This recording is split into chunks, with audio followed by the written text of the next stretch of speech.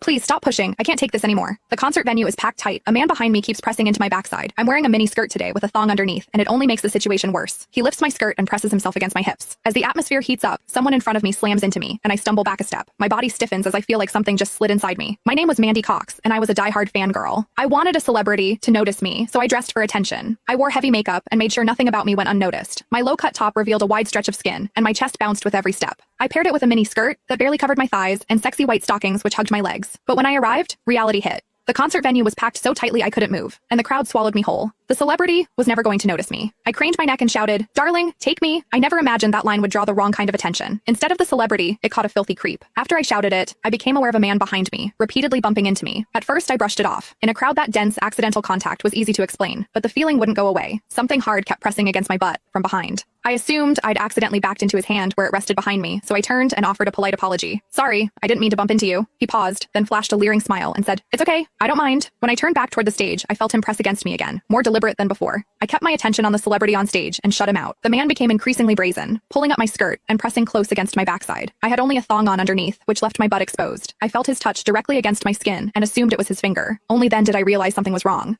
The pressure was warm and solid in a way a finger could never be. My mind lurched as the truth hit me. In the 20 years of my life, this was the first time a man had ever molested me. Fear surged through me, sharp and overwhelming, and my body reacted with an instinct to flee, but there was no way to move. The concert floor was packed wall to wall, leaving me stuck where I stood. I drew myself tight, bracing as if tension alone could keep the fear out. As I did, my hips closed around the man's so-called finger, trapping it between my cheeks. An unfamiliar sensation followed, and warmth rose to my face. What confused me was that I didn't recoil from it. There was a muted comfort to it, and against my will, it sparked a faint sense of expectation. The man behind me seemed to take it as a signal. He moved in closer, repeating the motion until the intrusion was unmistakable. I had lived a sheltered life as a college student, and now I was being toyed with by a stranger while surrounded by people. Shame surged within me without warning. I felt the urge to sob, but my throat closed, and my voice deserted me. Worse still, the pressure forced my thong inward and sent a restless, prickling discomfort through my body that wouldn't fade. A quiet, involuntary sound escaped me, and the embarrassment followed instantly. I gathered myself and strained to suppress it, holding it down until my throat tightened. The blaring music and the screams around me drowned everything out. With every eye fixed on the stage, no one was aware of what was happening to me. At the same time,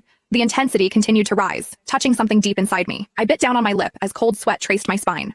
My awareness was tipping back and forth between humiliation and a pleasure I couldn't bring myself to name. I knew I couldn't take it anymore if it continued, so I turned sharply to face the man behind me. "Please stop pushing. I can't take this anymore." When I finished speaking, the man leaned toward me and whispered in my ear, "Is it exciting, the way I'm pushing against you?"